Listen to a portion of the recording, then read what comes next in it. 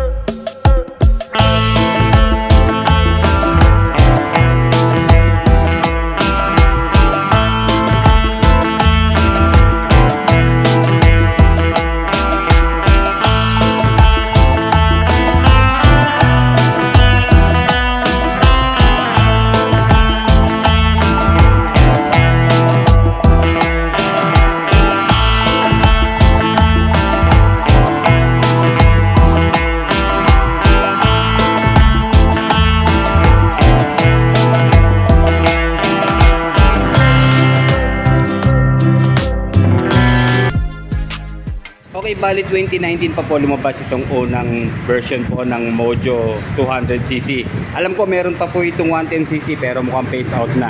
Okay, available po sa dalawang kulay itong Mojo 200cc. Bali, meron po siyang black at saka red.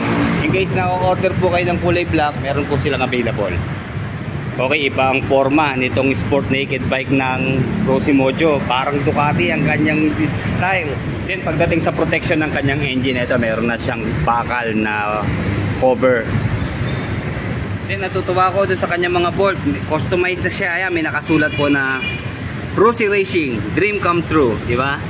Ayan, bali kada bolt niya. Ayan, kompleto naman. Oh. Diba? Then yung kanyang emblem.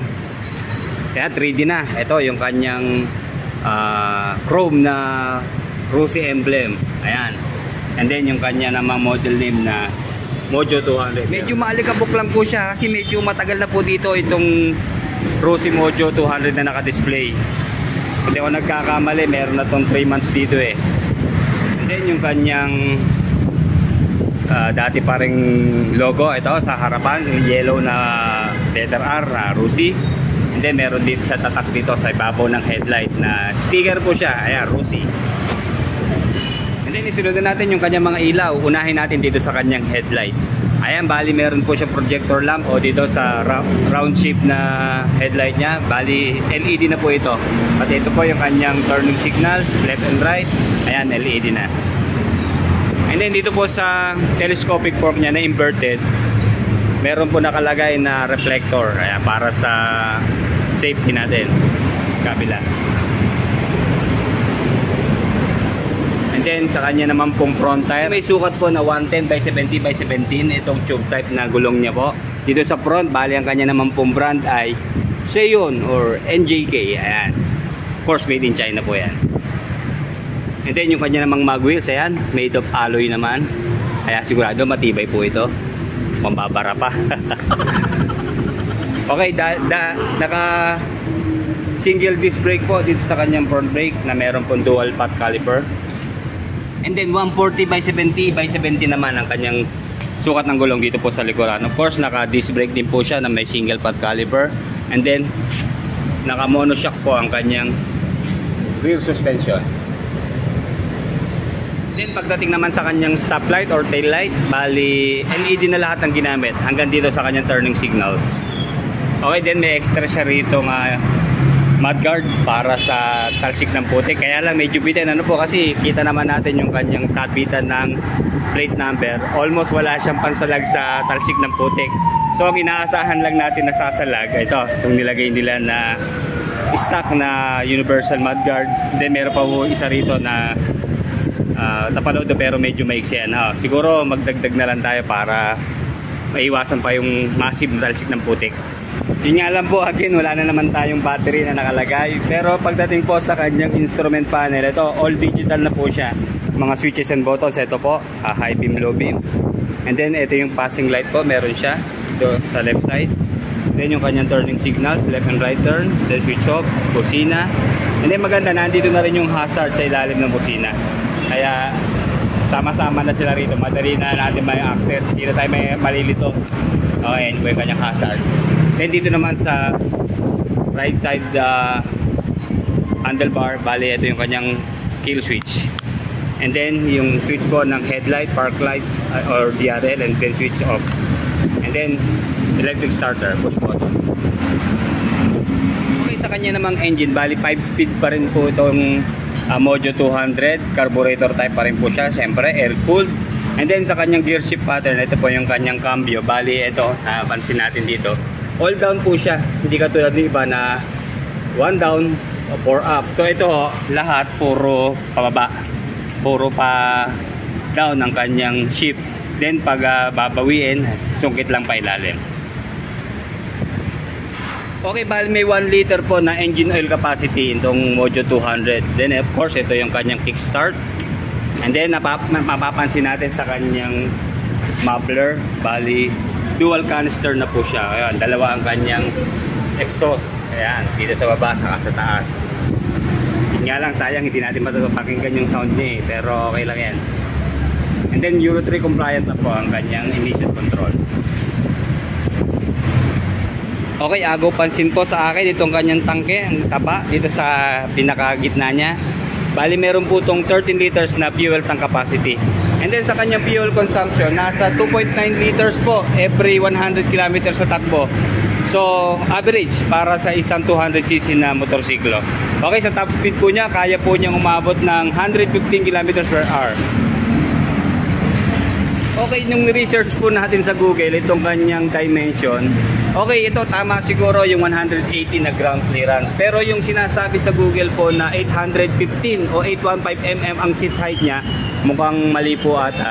Kasi ang baba po nito eh. Pero mas maganda, sukatin natin ano, para sigurado tayo. Okay, sige, sasakyan ko na ha. Okay, tingin ko po mga ano lang ito. 770 ang kanyang seat height, hindi ho 815 dahil mababa po. Ito wala naman siyang center stand syempre, at ito nga po ay sports naked bike na.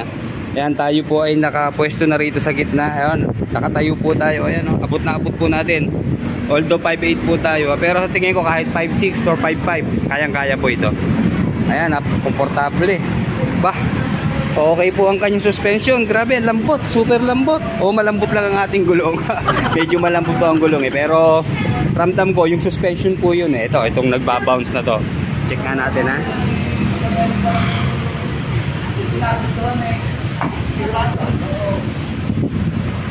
Ayan, nakaka-excite. Sayang, hindi natin matetest ride eh.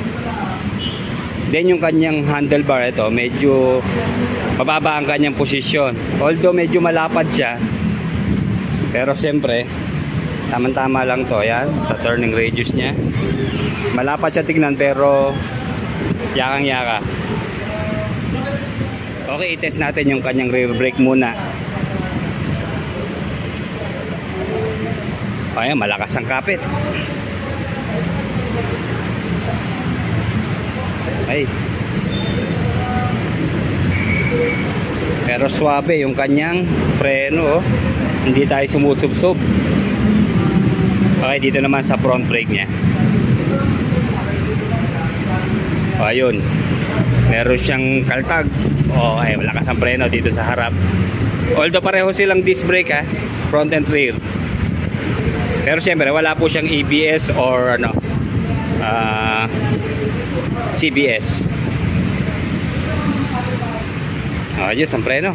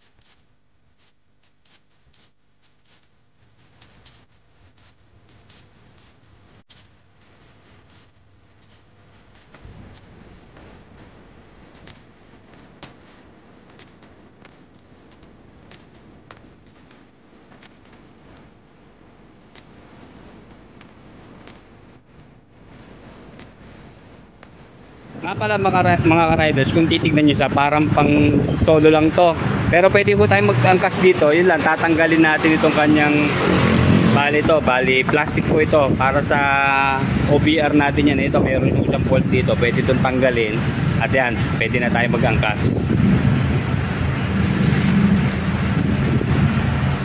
Okay, ito na ang kanyang price, itong si Mojo 200cc. Bali kung kukunin nyo po siya sa cash, ayan, napakababa lang po, 64k or 64,000 pesos. Meron ka ng sports naked bike na mala Ducati rin ang forma. Okay, kung sa installment naman po kukunin, ayan, down payment lang po tayo ng 10k. And then sa 3 taon po, ayan, 2,605. Then may rebate pa siyang 300, so magiging 2,305 lang ang kanyang monthly installment sa 3 taon. Then sa 2 taon po, 3,455 monthly. Sa 1 taon naman po ay 5,995. Ayan.